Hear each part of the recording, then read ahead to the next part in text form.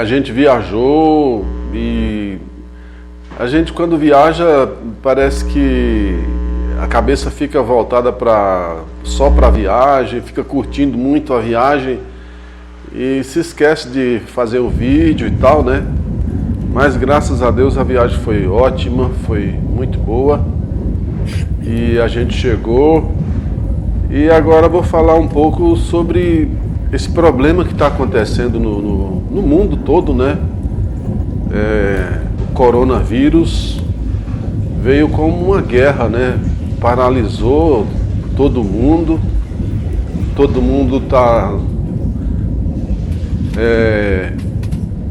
assustado e não é para menos, né? Porque a coisa é séria mesmo. Talvez essa modalidade de ataque, porque pode ser um ataque, né? Essa modalidade seja a modalidade das futuras guerras. As guerras vão deixar de ser com bombas e balas e vai passar a ser com vírus, né? A guerra biológica, porque isso está como se fosse uma terceira guerra mundial, né? Não tanto pela mortalidade que está causando, porque até agora tem morrido muita gente, mas não é tanto quanto o pânico. O pânico é o que faz se assemelhar a uma guerra mesmo, né? Parece que a guerra de informações e de transmissão dessas notícias apavorantes parece que pode até ser pior do que o próprio vírus mesmo, né?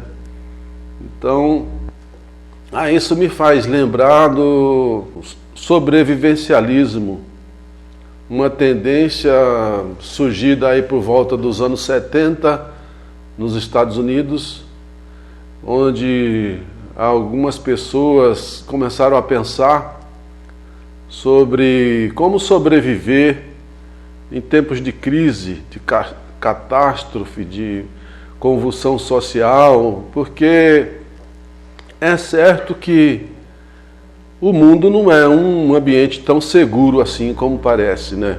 A gente está sempre na incerteza. Pode surgir uma terceira guerra mundial a qualquer momento. Esse próprio vírus, com esse pânico que está causando, já paralisa todo mundo e muita gente vai sofrer. Mesmo que não pegue o vírus, mas muita gente vai sofrer prejuízos, muita gente vai, se não até passar fome, passar privação, e no mínimo privação de liberdade, que é uma coisa que a gente preza muito pela liberdade. E o fato de todo mundo agora ficar em quarentena, recluso dentro de casa, isso não é uma coisa legal, né? E aí o sobrevivencialista, ele pensa em se preparar para essas coisas, né? Então, quem mora na zona urbana armazena alimentos em casa, aprende técnicas de cozinhar determinados alimentos, de preservar e tal. É um arsenal de conhecimentos todos voltados para essa questão do sobrevivencialismo, para proporcionar à pessoa um maior tempo de sobrevivência em relação àqueles que não têm esse preparo, né? E na zona rural, o plantio de determinados alimentos e tal. E aí, pensando em zona rural, aí é onde eu acho que a coisa funciona bem melhor, né? Porque quem tem mandioca, batata doce, abóbora, inhame, banana, coco, manga, goiaba, quem tem tudo isso dentro do seu terreno, isso se preserva naturalmente por muito tempo e isso oferece uma fonte de alimentação que não depende do supermercado, não depende da logística, do comércio de modo geral, né? Não depende, porque a gente que mora na zona urbana, por exemplo, se der uma greve dos caminhoneiros aí, se os caminhoneiros paralisarem, ou por greve, ou por problema do próprio vírus mesmo, que vier a ser necessário parar os caminhões, aí a coisa fica feia mesmo, né? Porque na zona urbana não existe alimentação.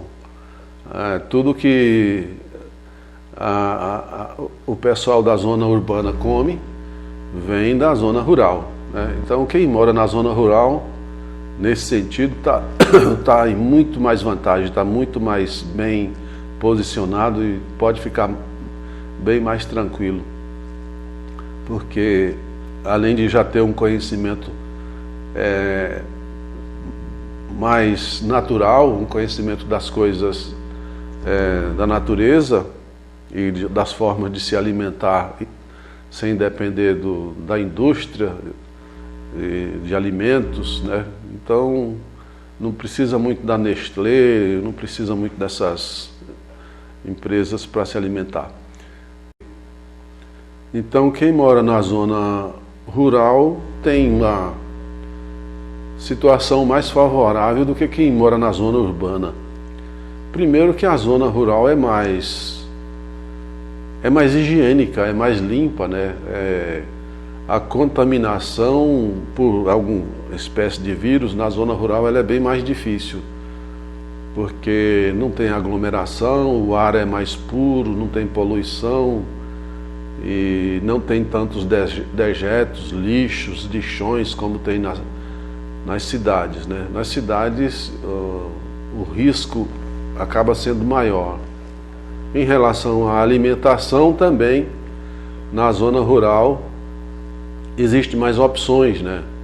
Então sempre alguém tem uma cebola, uma cenoura, um tomate, uma fruta, um legume, alguma coisa que é produzida no campo, e isso em tempo de crise é um recurso muito importante, porque não precisa ir no supermercado comprar, independe se tem lá no mercado ou se não tem, se chegou ou se não chegou, porque quem tem na roça é só ir lá, se for uma batata, uma mandioca, qualquer tipo de alimento que tenha no campo lá, a pessoa faz uso dele tranquilo.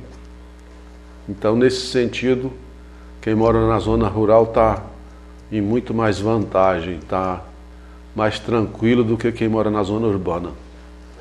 E aí essa viagem também me mostrou esse lado aí.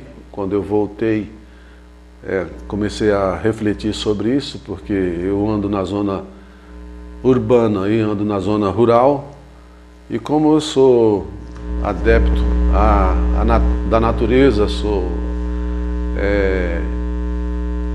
eu gosto muito da natureza, então eu gosto mesmo de observar como é que funciona a vida, né?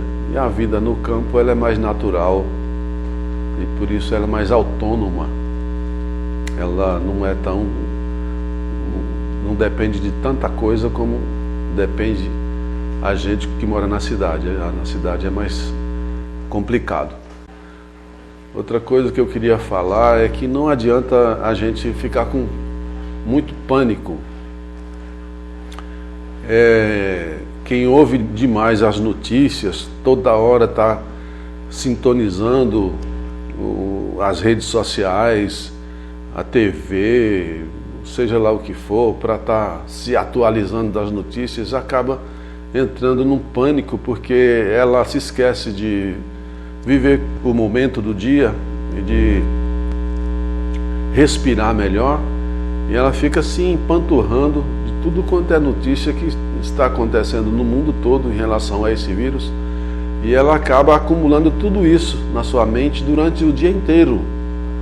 Então isso não é bom. É bom a gente tirar um tempo, se quiser se atualizar das notícias, escolher um determinado horário e durante um determinado tempo e acessar os meios que divulgam essas notícias por aquele período curto, se inteirar do que está acontecendo e depois parar.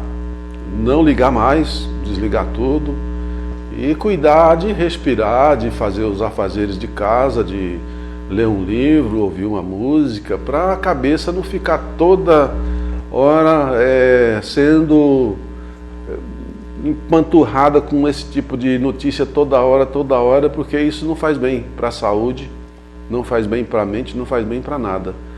Porque o medo é uma coisa natural, mas tem limite, né? O medo ele é útil quando ele leva a gente a tomar as providências, a tomar os cuidados, a se precaver, a cuidar da higiene, a obedecer ao que os órgãos de saúde recomendam para a gente tomar os devidos cuidados. Então, esse medo, ele é bom, é saudável, mas não o pânico de ficar toda hora preocupado toda hora. Isso não é legal. Alô, um abraço, tudo de bom, fique com Deus e até a próxima.